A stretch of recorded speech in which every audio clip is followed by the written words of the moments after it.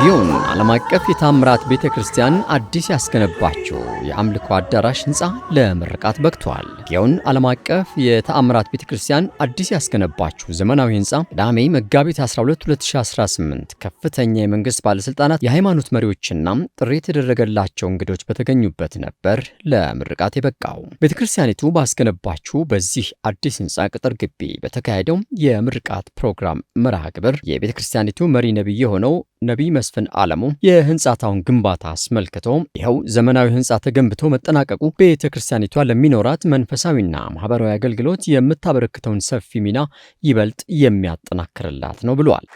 ይህ ህንጻ ለወንጌል አገልግሎት፣ ለትውልድ ግንባታ የሚውል የጽድቅ፣ የፍቅር እንዲሁም ደግሞ የኃይል የሚታደስበት ቤት ነው።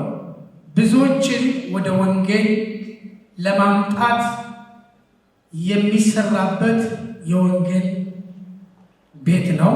በመጨረሻ እግዚአብሔር ለዚህ ቀን ስላበቃን እናንተንም የደስታ ተካፋያችን እንድትሆኑ ስለረዳችሁ፣ ወደዚህ በሰላም ስለመጣችሁና ደስታችን እንድትካፈሉ ስለረዳችሁ በእግዚአብሔር ስምና በራሴ ስም ከፍ ያለ ምስጋና ለእግዚአብሔር ክብር አቀርባለሁ። አዲሱ ህንጻም ቤተክርስቲያኒቱ ለምዕመኖቿ የምትሰጠው አገልግሎት ይበልጥ ቀልጣፋ እንዲሆን ያስችላታል ያሉት ነብይ አስናቀች ባንጫ በበኩላቸው ጊዮን ዓለም አቀፍ የታምራት ቤተክርስቲያን ቀድሞ ከነበረችበት አገልግሎት ወደ ተሻለ ደረጃ እንድትሸጋገር ላደረገው ለእግዚአብሔር ምስጋናቸውን አቀርበዋል።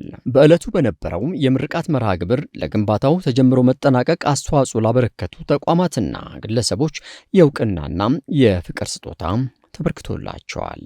ለኤልሻዳይ ቴሌቪዥን ኔትወርክ ዘገባ ሰለሞን ተክለጻዲቅ።